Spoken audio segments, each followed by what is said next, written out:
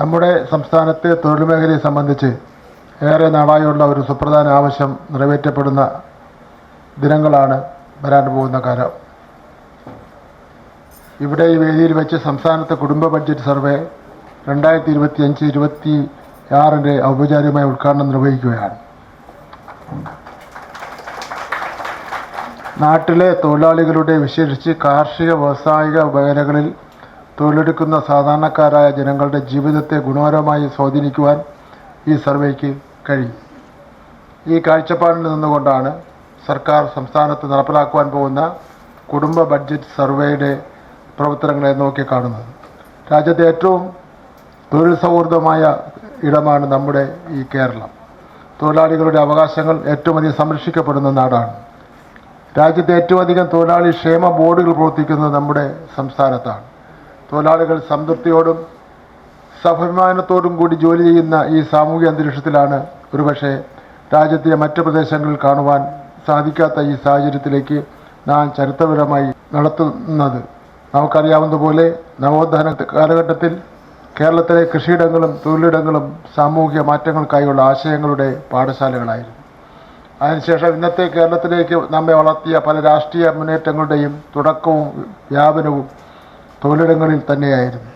ഇത്തരം മുന്നേറ്റങ്ങളിലൂടെ കേരളത്തിലെ തൊഴിലാളികളും സാധാരണക്കാരും സ്വയത്തമാക്കിയ സാമൂഹ്യ ബോധവും രാഷ്ട്രീയ ബോധവുമാണ് ഈ സംസ്ഥാനം നേടിയെടുത്ത പുരോഗതിക്ക് പ്രധാനപ്പെട്ട കാരണം എന്ന് നിസ്സംശയം പറയാം.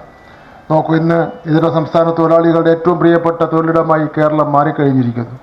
അത് നാം അവരെ കേവലം തൊഴിലാളികളായി കാണാതെ അതിഥികളെന്ന് വിളിച്ച് നമ്മുടെ സമൂഹത്തിൻ്റെ ഭാഗമായി ചേർത്ത് പിടിച്ചിരിക്കുകയാണ്. അതുപോലെ ലോകത്തിലെ നാനാഭാഗങ്ങളിലുള്ള തൊഴിലിടങ്ങളിൽ ഏറ്റവും സമർത്ഥമായ മാനവ വിഭവശേഷി നൽകുന്ന സമൂഹത്തിൽ ഒന്ന് നമ്മൾ മലയാളികളുടെയാണ്. ഈ വിധം കേരളത്തിനകത്തേക്കും പുറത്തേക്കുമുള്ള തൊഴിലാളികളുടെ ഒഴുക്ക്, തൊഴിലിടങ്ങളുടെ ഘടനാപരമായ മാറ്റങ്ങൾ എന്നിവയെല്ലാം കണക്കിലെടുത്ത് വേണം ഇനി നമുക്ക് മുന്നോട്ട് പോകുവാൻ. ചുരുക്കത്തിൽ തൊഴിലാളികളുടെ വരുമാനം, ചെലവ്, ജീവിത നിലവാരം എന്നിവയെ ആധാരമാക്കിയുള്ള നയരൂപീകരണം അതീവ പ്രാധാന്യമർഹിക്കുന്ന ഒരു കാലഘട്ടമാണിത്. ഇവിടെയാണ് നമ്മൾ ഇന്നാരംഭിക്കുന്ന കുടുംബ ബഡ്ജറ്റ് സർവേയുടെ പ്രസക്തി. തൊഴിലാളി ക്ഷേമ പ്രവർത്തനങ്ങളുമായി ബന്ധപ്പെട്ട ചർച്ചയിൽ ഏറ്റവും കൂടുതൽ പരാമർശിക്കപ്പെടുന്ന സൂചകമാണ് ഉപഭോക്തൃ വില സൂചിക. നമ്മുടെ സംസ്ഥാനത്ത് സാമ്പത്തിക സ്ഥിതി വിവരക്കണക്ക് വകുപ്പ് ഉപഭോക്തൃ വില സൂചിക കണക്കാക്കി പ്രസിദ്ധീകരിക്കുന്നത്. നമ്മുടെ തൊഴിലാളികളുടെ വാങ്ങൽ ശേഷി ഏറ്റവും ശാസ്ത്രീയമായി ഈ സൂചിക അടയാളപ്പെടുത്തുന്നു. തൊഴിലാളികളുടെ ജീവിത ചെലവിൽ ഉണ്ടാകുന്ന മാറ്റങ്ങളെ കൃത്യമായി നിരീക്ഷിക്കാൻ സഹായിക്കുന്ന ഒരു അളവുകോലാണിത്. ജീവിത ചെലവിലുണ്ടാകുന്ന മാറ്റങ്ങൾക്കനുസരിച്ച് തൊഴിലാളികളുടെ വാങ്ങൽ ശേഷിയെ ശക്തിപ്പെടുത്തേണ്ടതായിട്ടുണ്ട്. അതിനായി അവർക്ക് ലഭിക്കേണ്ട ക്ഷാമബത്ത കണക്കാക്കുന്നതിന് ഉപഭോക്തൃ വില സൂചികയെ ആശ്രയിക്കുന്നത് മറ്റൊന്നും കൊണ്ടല്ല. ഉപഭോക്തൃ വില സൂചിക കണക്കാക്കുന്നതിൽ ഐറ്റം ബാസ്ക്കറ്റ് പരിഷ്കരണം ഏറ്റവും അടിസ്ഥാനപരമായ ഘട്ടമാണ്. നമ്മുടെ തൊഴിലാളികൾ എന്തൊക്കെ നിത്യോപയോഗ സാധനങ്ങൾ ഉപയോഗിക്കുന്നു, ഭക്ഷണത്തിന്, വസ്ത്രത്തിന്, താമസത്തിന്, വിദ്യാഭ്യാസത്തിന്, ആരോഗ്യത്തിന്, വിനോദത്തിന് തുടങ്ങി ഏത് വിധത്തിൽ സാധനങ്ങളെ ഉപഭോഗം ചെയ്യുന്നു എന്നുള്ളതാണ്. ഏതളവിൽ ഇതിനായി ചെലവഴിക്കുന്നു എന്നിങ്ങനെയുള്ള കാര്യങ്ങൾ സൂക്ഷ്മമായി ഈ സർവേയിലൂടെ പരിശോധിക്കും. ചുരുക്കത്തിൽ കേരളത്തിലെ തൊഴിലാളി കുടുംബത്തിൻ്റെ ശരാശരി ഉപഭോഗ രീതി നാം ശാസ്ത്രീയമായി കണ്ടെത്തുന്നു. ഇതാണ് കുടുംബ ബഡ്ജറ്റ് സർവേയിൽ ചെയ്യുന്നത്. ഈ മാതൃക അല്ലെങ്കിൽ ഐറ്റം ബാസ്ക്കറ്റ് അടിസ്ഥാനമാക്കിയാണ് വരും വർഷങ്ങളിൽ ഉപഭോക്തൃ വില സൂചിക നിർണ്ണയിക്കുന്നത്.